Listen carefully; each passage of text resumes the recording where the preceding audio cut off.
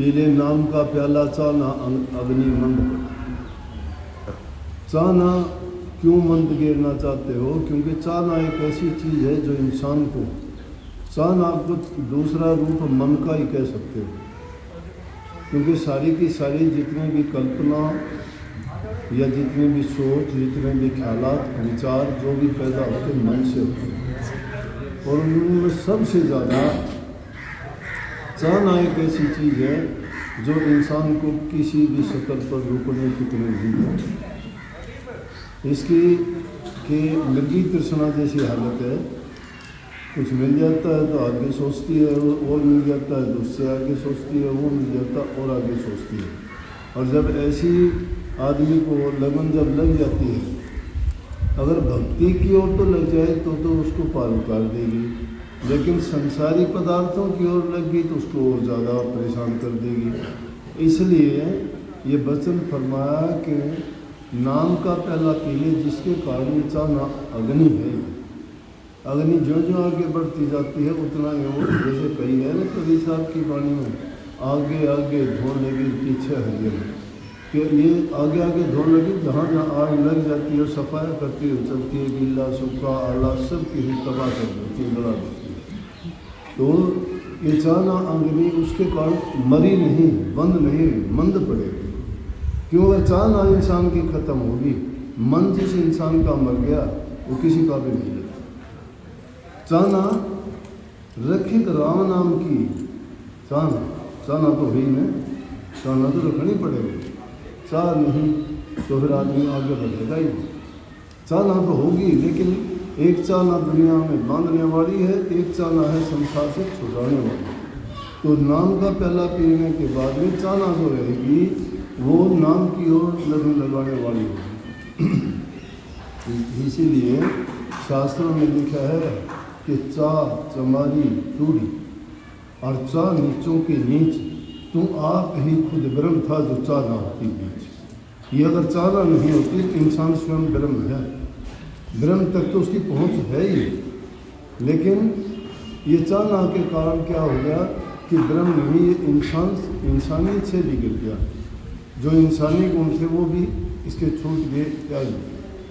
तो इसलिए उसके लिए नाम का सुमरण करना, गुरु के बताए उपदेश और आज्ञा का पालन करना, उनके बताए हुए तरीके के अनुसार ध्यान, धारणा और समाधि, तीन चीज़ कर, ध्यान, धारणा और समाधि।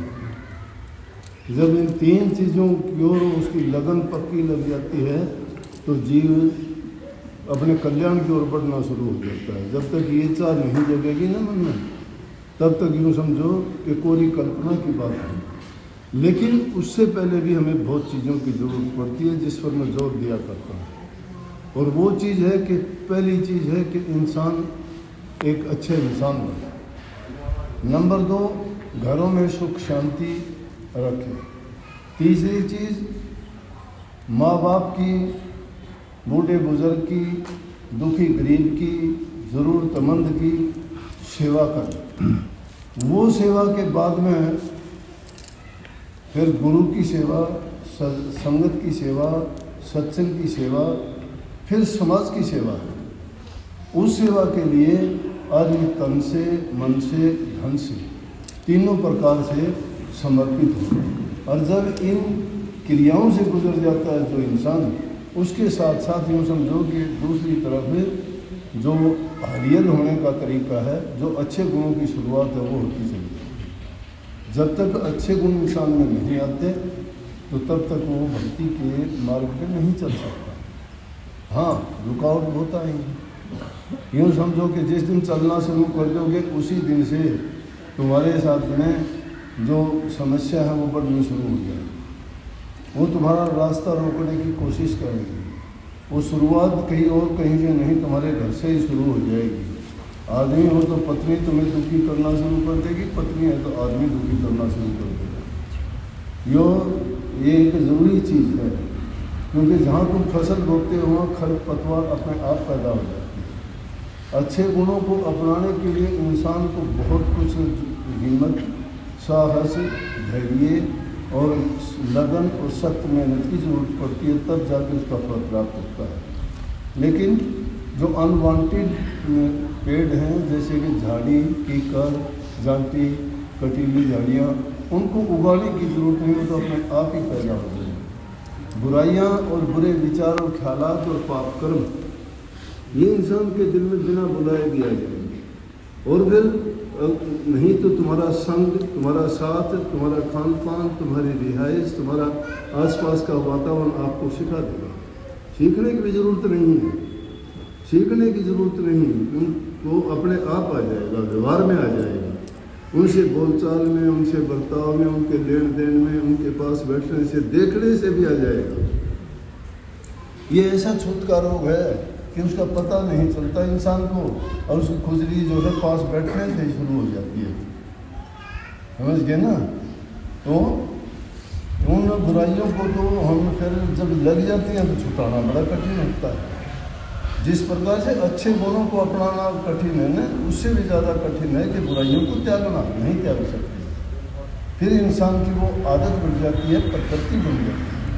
जब वो बुराइयाँ ग्रहण करने की दृष्टि बन गई, उसका मन उनको चाहने लग गया, उसकी चाहना उन चीज़ों की ओर बढ़नी शुरू होगी, फिर वो अच्छाई के रास्ते पे नहीं जा सकता। और इन चीज़ों को जो अपना लेता है, जिसने धीरे धीरे करके बुराइयों को तो छोड़ दिया, अच्छे गुणों को जिसने अपना लिया, मन के उसके अंदर शांति आएगी, उसको धैर्य हो जाएगा, सब्र होगा हर चीज़ का, किसी काम के लिए वो इतना उतावला जल्दबाजी नहीं करेगा।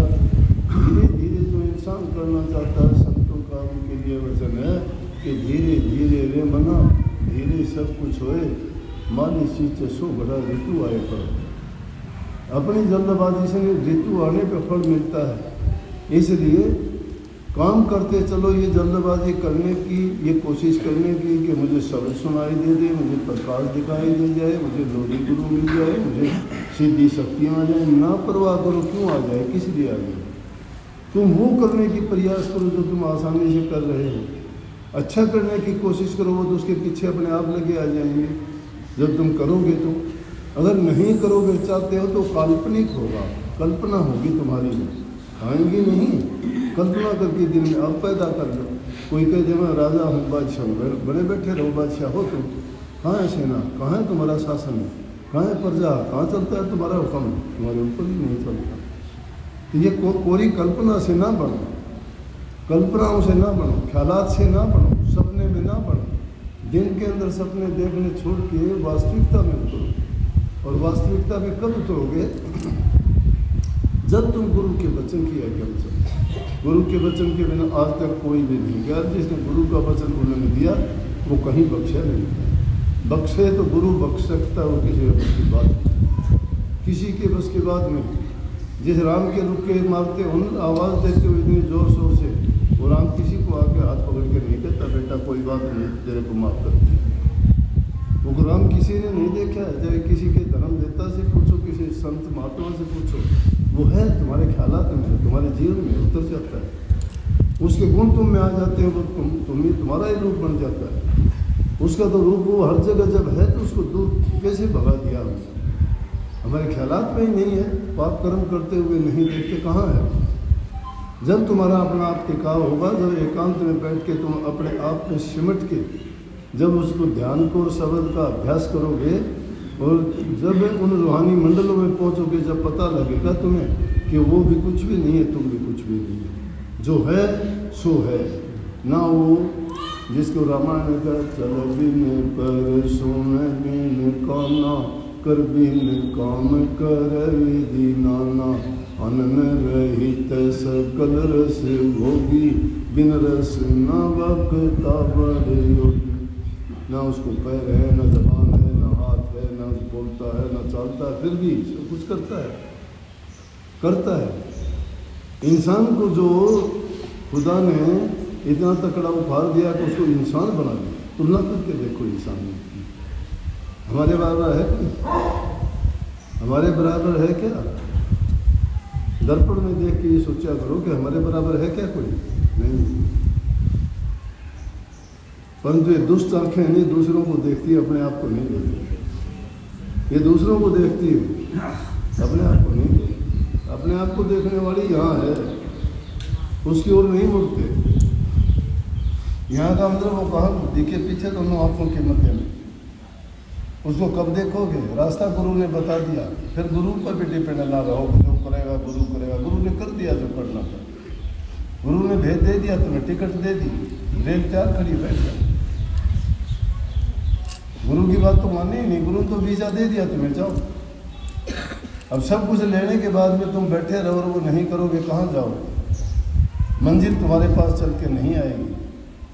जब मंजिल की ओर चल पड़ोगे तो एक दिन वो परिणाम आपको मिलेगा, जरूर मिलेगा। इसलिए प्रयास किया करो, भूले से भी गलती ना किया करो, अनजाने में हो जाए तो तौबा किया करो, किसी का बुरा ना करो, तुम्हारा बुरा करता है उसका भी बुरा मत करो, नहीं तो तुम में उसमें अंतर नहीं रहेगा।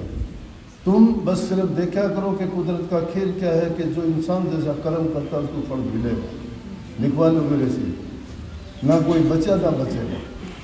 कर्म मारता है इंसान को, कर्म उभारता है, कर्म जगाता है, कर्म सुलाता है, कर्म के कारण इंसान हाय तौबा करता है, कर्म हंसाता है, कर्म रुलाता है। कौन सा कर्म? कर्म अच्छे करोगे, हंसते खेलते हुए रहोगे, सुखी रहोगे, संतोष होगा, धैर्य होगा, तुम्हारे दिलों में प्यार होगा, रहम होगी, दया होगी, उन पर कृपा की बरसात होती है। लेकिन जिसके हृदय में पाप भरा पड़ा है, आंखों में कुदृष्टि है, जिसकी सोच जिसकी बिगड़ी हुई है, संग जिसका गंदा है और ख्यालात उसके बुरे हैं, तो अच्छा कैसे हो?